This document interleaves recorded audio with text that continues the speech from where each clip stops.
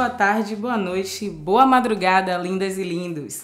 Eu sou Francis Cardoso, produtora cultural, mulher preta, nascida e criada em Salvador, Bahia e apresentadora do podcast Pele Preta em Salvador. O podcast Pele Preta em Salvador é um espaço para compartilhar a vivência de pessoas negras em nossa cidade. É um lugar para trocar experiências, para refletir sobre a nossa relação com essa Salvador, que ao mesmo tempo em que é a capital com a população mais negra do país, é também uma cidade estruturada a partir de relações racistas. Para fazer esse podcast comigo, eu vou chamar o nosso querido Rafa Santana e a nossa convidada da noite, ou do dia, ou da madrugada, Elênia Cardoso. Por favor, se apresentem, pessoal. Por favor, você é a primeira, Elênia. Boa noite a todas, boa noite a todos, bom dia, boa tarde, boa noite ou boa madrugada.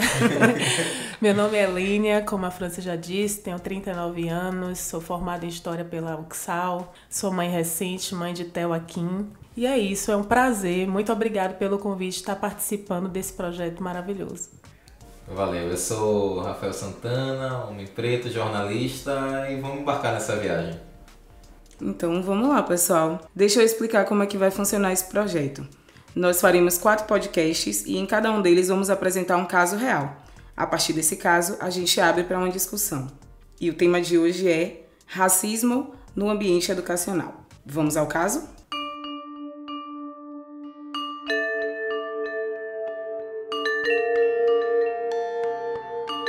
Uma mulher negra vai a uma reunião e é apresentada como diretora de uma escola em Camaçari. Presente no encontro, um dos secretários do município diz que ela não tem cara de diretora daquela escola.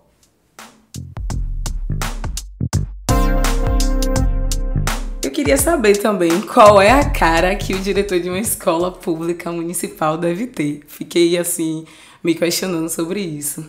O que vocês entendem como a cara da diretora? É interessante como o corpo vem antes, né? Antes de você falar, você pronunciar uma palavra, se colocar, como as pessoas leem através de um estereótipo, né? Como se uma mulher negra, ela não pudesse ser proprietária, vamos dizer assim, ter propriedade sobre o seu conhecimento. A mulher passa por todo o processo de se formar, entrar na universidade, fazer sua monografia, ganhar a sua graduação. E ainda assim, quando ela vai para o fronte do mercado de trabalho, o tempo todo ela é questionada em relação se ela tem legitimidade para poder estar naquele posto. Isso é muito desgastante. Como essa cultura nossa que é totalmente colonizada e esbranquecida, ela desmerece a gente o tempo todo. Isso é muito complicado e isso causa estresse muito grande. Eu tive recentemente num treinamento para profissionais da educação, falando justamente sobre isso, sobre a questão do autocuidado. Tem muitos professores que estão realmente se afastando e ganhando muito estresse devido ao enfrentamento no exercício do seu trabalho. É como se a pessoa negra, nesse caso a mulher negra, precisasse andar com suas certificações, suas qualificações, o seu crachá estampado na sua testa, né? Porque se você não tiver isso, e às vezes mesmo com isso você não tem a cara de diretora, você não tem a cara de uma coordenadora. É complicado, muito complicado isso. É algo que a gente precisa quebrar os padrões, quebrar os paradigmas. E o mais interessante desse caso é ela está num cargo de chefia, ela está liderando outras pessoas. Tem pessoas que têm dificuldade de ser lideradas por mulheres e principalmente mulheres negras. Como as mulheres negras sempre estiveram nesse posto da subalternidade, né? Tem pessoas que realmente vai olhar para você, não vai ter nenhum escrúpulo em te dizer que você não pode estar ali, que você não pode ocupar esse espaço. Então, para mim, o que chama muita atenção nesse caso é de estar uma pessoa que ocupa o espaço, um cargo público que deveria estar ali legitimando e parabenizando aquela pessoa, enaltecendo, está totalmente descredibilizando. Sim, é interessante a gente observar porque com todas as nossas convidadas, por favor, ouçam os nossos outros podcasts, a gente tem tratado sobre questões raciais que acontecem em ambientes profissionais e na educação, que deveria ser o lugar onde isso é extremamente valorizado, é totalmente hostilizado. Concordo muito quando você fala isso, de assim, nós quando assumimos um cargo de liderança enquanto mulheres já é muito difícil. E liderar sendo uma mulher negra é muito complicado, porque a gente precisa estar o tempo todo ali afirmando que a gente é capaz, né? É meio que realmente o que o Rafa falou, andar com os certificados todos pendurados à mostra, provando ali, não, eu sou qualificado tão quanto, ou às vezes até mais, porque a gente tem instintivamente, organicamente, um outro senso de liderança, um outro senso de comunidade. Então, o cuidado é diferenciado. A educação, ela perpassa por outras questões enxergar ali uma outra comunidade, né? Uma comunidade à qual o professor também é pertencente, o gestor também é pertencente. Então, se não se observa isso de forma coletiva, é extremamente complicado você conseguir construir um plano educacional interessante, de extrema qualidade, quando você tem alguém com cargo ainda acima desse, que diz que essa não é a cara de uma diretora escolar. É extremamente... É você negar a capacidade dessa mulher preta. Só fazendo uma observação, quando eu tive a oportunidade de ler Djamila Ribeiro, Quem Tem Medo do Feminismo Negro, tem uma palavra que ela coloca logo no início do livro, que eu me identifiquei de cara, que é o sentimento de inadequação. Né? Por mais que às vezes você consiga adentrar em alguns espaços, por exemplo, eu estudei a minha vida inteira em escola particular, eu estudei no 2 de julho. E por mais que eu fosse tão qualificada quanto qualquer outro aluno ali, meu pai pudesse estar me proporcionando essa educação, como o racismo eu descobri ali no ambiente escolar. Conviver com o racismo já começa desde muito cedo. Por vezes você não se descobre negro dentro de casa, mas é no ambiente escolar que ele é o reprodutor do status quo. É lá que você vai descobrir que você é negro e que tem alguma coisa ali que é diferente. Não que esteja errado, não existe nada de errado. Mas quando você é criança, você não tem esses elementos. Você não consegue distinguir. Você sabe que tem alguma coisa errada, alguém falando do seu cabelo, do seu tom de pele, te chamando de macaco, de Paquita do Ilê. Pena que na época eu não sabia que o Ilê era tão interessante. Engraçado que meu irmão era colega de sala de Tigana Santana. E quando a mãe dele, que é Arani Santana, ia buscar ele lá, eu vi ela com aquele turbante maravilhoso, aquelas estampas maravilhosas, e eu ficava impactada, mas eu não sabia o que era aquilo, eu não conhecia a cultura negra. Então eu não tinha como me apropriar daquilo. E hoje eu vejo quanto aquela imagem, mesmo que eu não tivesse conhecimento, foi importante. Essa lembrança nunca saiu de mim. E também as outras, eu não consigo, por exemplo, eu estava vendo sobre isso, eu não consigo te contar um caso inteiro de racismo que eu tenha sofrido na escola. Eu lembro dos flashes, sabe? E isso pode ser consequência de um estresse mesmo pós-traumático, que você tem dificuldade de estar acessando essas memórias. O racismo, ele é muito cruel nesse sentido, e a gente tem que preparar nossas crianças para realmente estar enfrentando e serem pessoas com capacidade de estar desenvolvendo sua autoestima e quebrando esses paradigmas. É isso que você fala, assim, é interessante porque é muito doloroso você reviver aquilo que você experimentou quando você era criança, né? A gente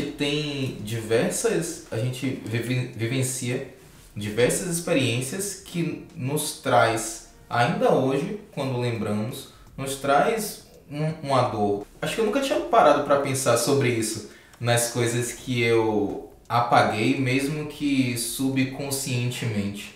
E quase assim, Rafa, só para complementar, é quase uma dor física. Quando você acessa essa memória, ainda que eu não tenha ela totalmente, pelo menos para mim, me reflete como se fosse uma dor física mesmo. Né? Claro que hoje eu consigo tá combatendo isso, refletindo e transformando. Hoje eu sei o que é racismo e sei me posicionar contra ele, mas enquanto criança isso é muito complicado. Sim, extremamente complicado. Salve professora Arani Santana, maravilhosa, uma representatividade super importante. É importante você falar sobre representatividade, porque essa é uma fase onde a gente precisa de representatividade e a gente não se dá conta. A gente ainda não tem a maturidade suficiente de perceber o quanto essas representações são importantes pra gente. E às vezes naquele momento a gente não entende, né? Eu sou palestrante motivacional, apesar de termos algumas questões com essa palavra, né, Rafa? Mas tenho feito alguns trabalhos com alunos de escola pública, municipal. E é engraçado essa questão da representatividade, né? De como eles observam a gente que está ali dialogando e construindo um outro processo de fala com eles, de linguagem. Porque linguagem é, como você iniciou o podcast dizendo, o corpo fala, né? Então, a linguagem quanto mais variada, melhor. E é difícil para eles entenderem e assimilarem determinadas questões, porque eles estão completamente inseridos nesse ambiente de racismo. E aí, depois que a gente começa a trabalhar com eles, a gente percebe muito na prática essa questão da representatividade. A gente já teve 2 casos na escola, em 2 meses de trabalho que eu tenho lá, de 2 meninas que cortaram o cabelo, fizeram o big shop, né? Cortaram ele bem baixinho, tiraram a química, porque lembraram de mim. E aí foram correndo pra diretora narrar, olha, eu cortei em homenagem a ela, porque eu quero ficar com o cabelo black igual dela. Então, são meninas negras, né, que vêm de uma realidade cruel, de uma realidade racial, que machuca, que dói, como você falou. E apesar, também não tinha pensado sobre essa questão psicológica, né, do apagamento, dos flashes que a gente acaba esquecendo e que com certeza deve ter alguma algo relação, até biológico para você, né, conseguir seguir em frente. Uma defesa. Isso.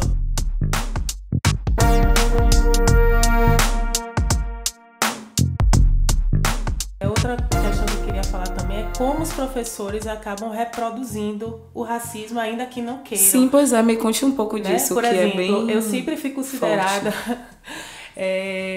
tinha muito mau comportamento, mas aquilo ali era um desejo de estar inserida, de querer ser notada, de querer ser amada mesmo. Então, assim, muitas das vezes eu fazia trabalho sozinha, eu era a última a ser escolhida para poder fazer um trabalho, ou o que quer que seja. Não que eu fosse incompetente, muitas das vezes eu fazia o trabalho sozinha, e foi um mecanismo de defesa que eu adquiri. Eu comecei a me destacar nas leituras ou nas notas para que eu tivesse a atenção dos colegas e passasse a ser escolhida por esse motivo.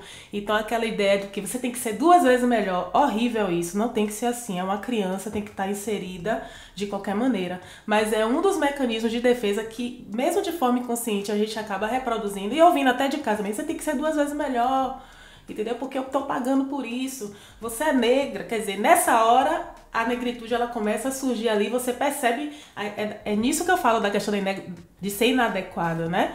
Por que eu tenho que ser 2 vezes melhor? Porque eu não posso simplesmente ser eu, ter o meu processo de aprendizagem. Quer dizer, isso já causa um estresse na criança, pode parecer bobo, mas isso já causa estresse na criança, ela tendo um recobramento sobre vamos dizer, a performance dela de uma maneira muito cruel. Sim. Né? Que nenhuma criança merece. Sobretudo isso. Nesse período da década de 80 para a década de 90, que é um período transitório ali que entram várias questões culturais, né? Onde as mulheres negras estão inseridas, mas ainda de uma forma onde se observa muito o corpo, onde a gente, enquanto adolescente, começa a formar o corpo e a gente é vista como... Eu ouvi uma blogueira falando sobre isso, a mulata exportação. Sim. E a gente é visto assim na escola. Os meninos, a gente acaba sendo a última opção e ainda assim acabamos nos tornando a opção pelos corpos. E os professores não observam isso e às vezes apontam como rebeldia, como malcriação ou como um fato de querer chamar atenção, e realmente é. Mas não só pelo corpo físico que quer tanto falar, né? Eu queria resgatar algumas coisas que a Aninha falou, né, ao longo do podcast. A questão de você não descobrir o racismo em casa, você descobrir muitas vezes o racismo na escola.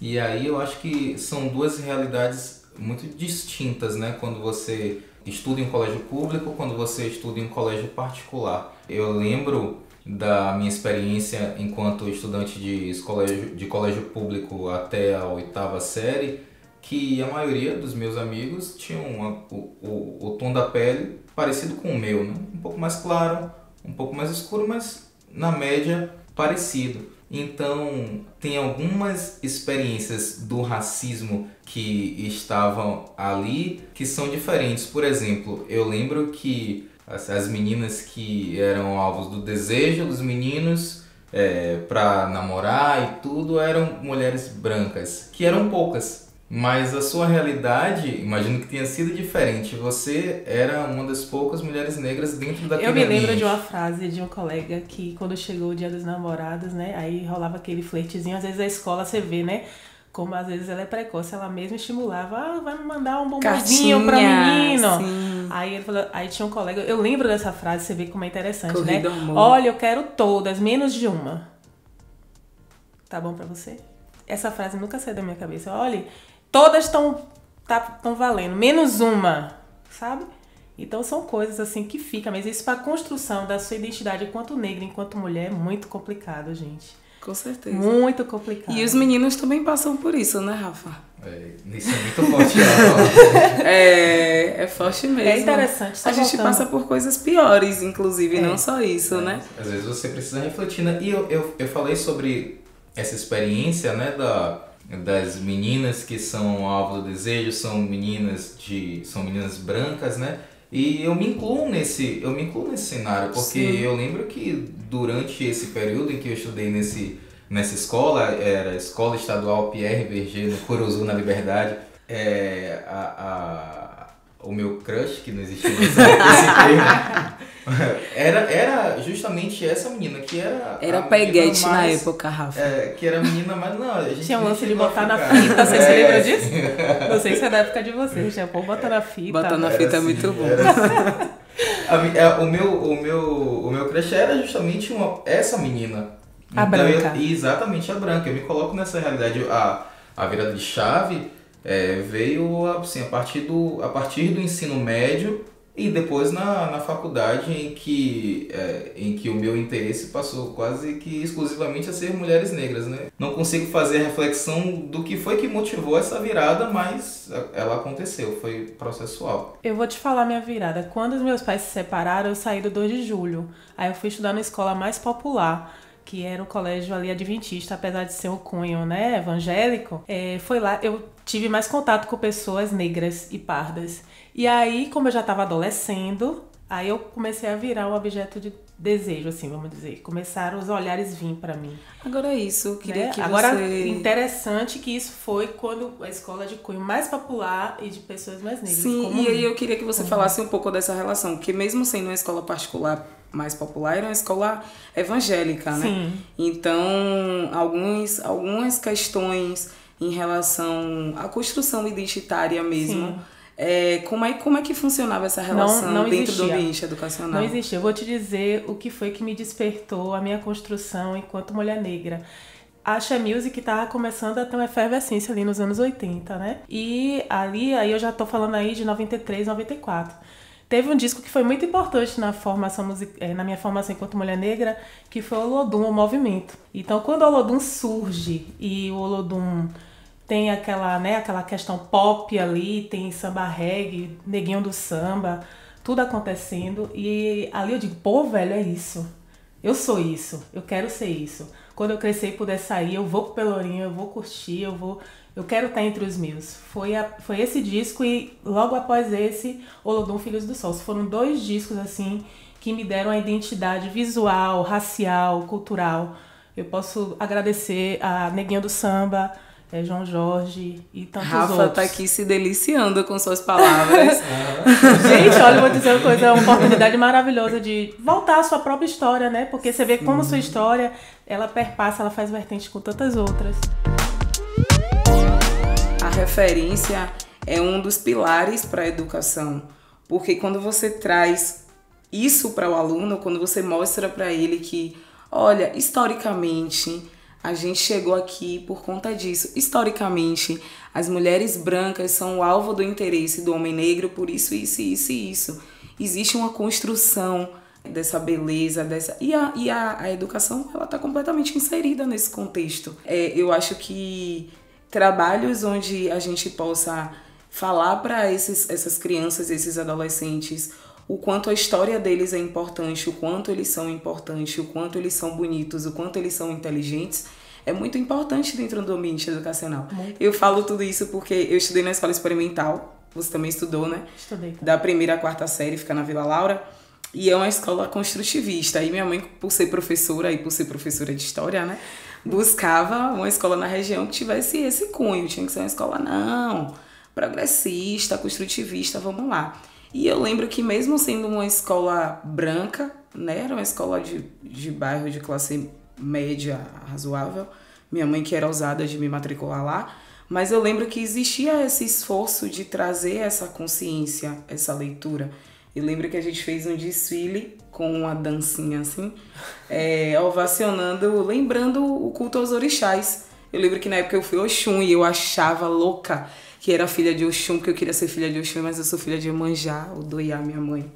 E aí, é isso, eu acho que tem que trazer essas referências. A Lei 10.639 está aí, que não nos deixa mentir. Você como professora de história, como historiadora... Muitas das vezes esses elementos, essas referências vão vir de fora. Né? Como você perguntou se na escola adventista eu tinha. Não tive mesmo, eu tive que buscar de fora e isso é totalmente possível. Só uma outra reflexão que eu estava fazendo sobre esse tema da educação é como assim, como o capital, ele transformou a educação no elemento... a educação é um elemento emancipatório. Mas veja como o capital, né? A gente está o tempo todo falando ali, escola pública, escola privada. E a mesma educação é tratada como dois lados que não parecem, às vezes, da mesma moeda, né? O que a educação é produto para um, eu posso pagar... Para o outro, será que é um direito que deve ser realmente concedido? Ou seja, se esse professor ele não tiver realmente o compromisso político de poder intervir, principalmente nas séries iniciais dessas crianças, o estrago vai continuar a ser feito. Ou seja, o racismo, da forma mais cruel, vai continuar sendo perpetuado. Então, enquanto a gente não tiver esses professores com esse compromisso político, seja de que matéria for, gente... Né? Sempre a gente está tendo a oportunidade de estar combatendo, de estar ressignificando esses racismos, essas opressões, esses machismos nossos de cada dia. Então, se os professores eles não forem realmente cooptados nesse processo, a gente vai continuar reproduzindo essas mazelas. Vamos passar esse podcast nas escolas. Né? Por favor!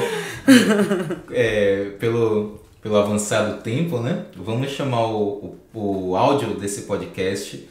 Vamos ouvir Cristina Cardoso, que é coordenadora pedagógica do Colégio Antônio Vieira.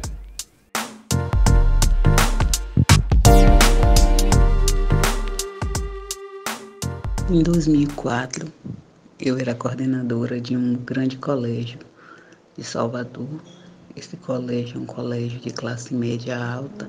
E como eu sou negra, eu sou coordenadora pedagógica, isso não é muito comum nas escolas tidas como escolas de elite. E uma mãe subiu para falar comigo, minha sala ficava no primeiro andar, e quando ela chegou na minha sala, ela era uma típica burguesa, e ela me viu na sala, ela me disse, eu quero falar com a coordenadora.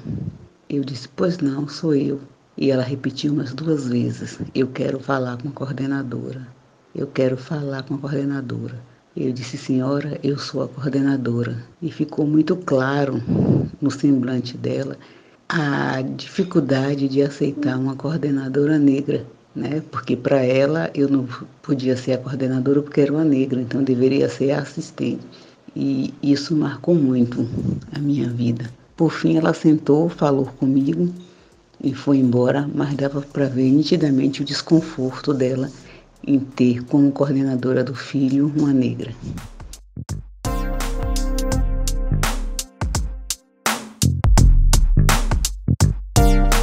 Pronto, esse foi o áudio de Cristina Cardoso, que eu acho que acaba dialogando muito com o tema desse podcast. Na verdade, o caso que abriu esse podcast, né? São 2 situações muito parecidas e que evidenciam, né, que essa daí não é exceção, essa daí é a regra para pessoas negras e para mulheres negras que estão ocupando cargos de poder, cargos de chefia, cargos de coordenação.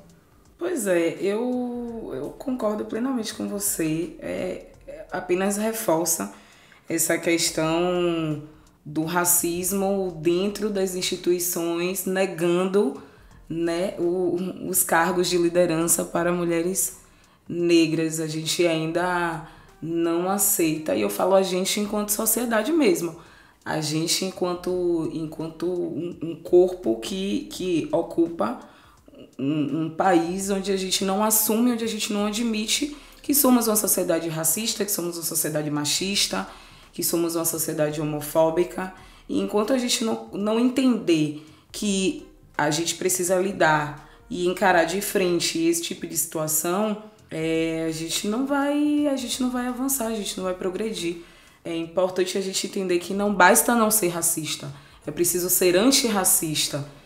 Então, é você fazer muito mais por isso. Não basta você dizer para o menino na escola: meu filho, não chame sua coleguinha de cabelo de pichain. Quando o menino dá as costas, você comenta com outro professor, colega de trabalho: ai, mas você viu o que aquele neguinho fez na sala? Não adianta. Não adianta se o professor não internalizar o corpo estudantil que ele tem ali, que é importante que ele dialogue com aquele corpo. Porque senão a gente colhe o resultado, como a gente vem colhendo há anos, cá em cima, na universidade, né? A gente ainda vê isso acontecer, né, dentro das universidades públicas, onde a lógica diz que a universidade pública, quem deve acessar são as pessoas que não têm condições de pagar uma universidade particular. E a gente vê o sistema funcionando de forma completamente contrária.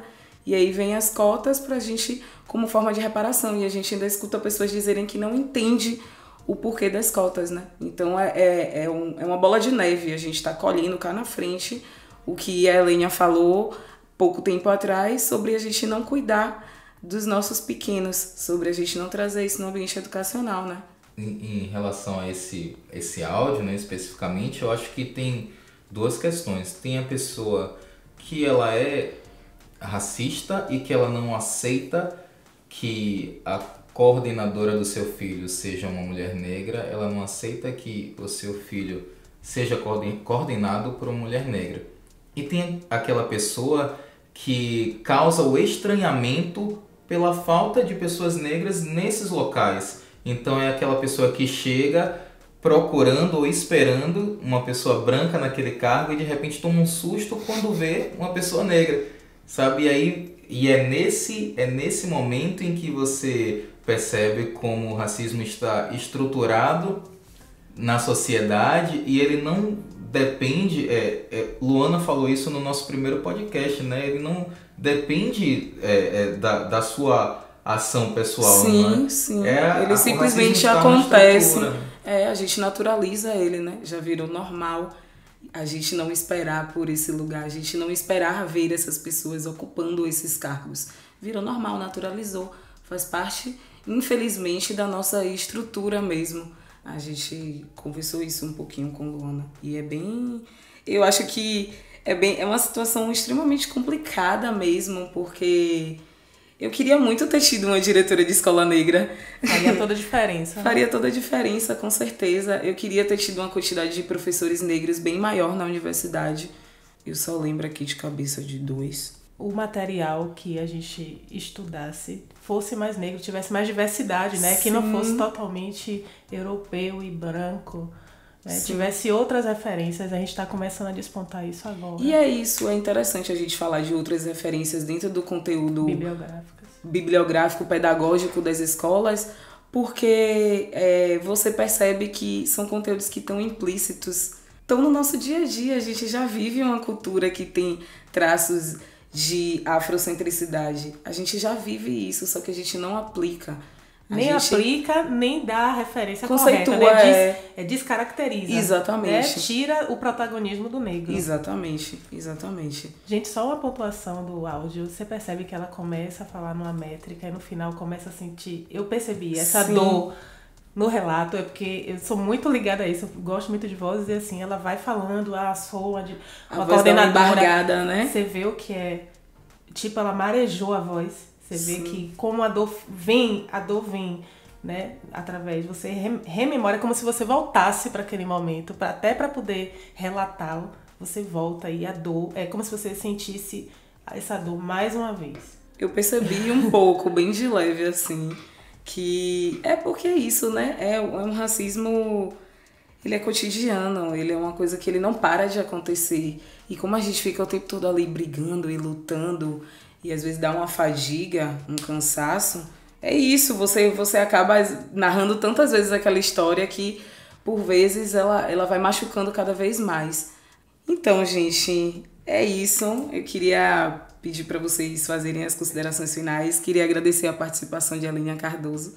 Queria dizer que esse foi um programa do clã Cardoso. Foi mesmo, até o áudio é Cardoso. Porque o áudio da nossa convidada também foi Cardoso, né? Eu acho que a Aline não viu eu apontando discretamente pro cronômetro pra Francis, dizendo: Francis, o tempo tá estourado.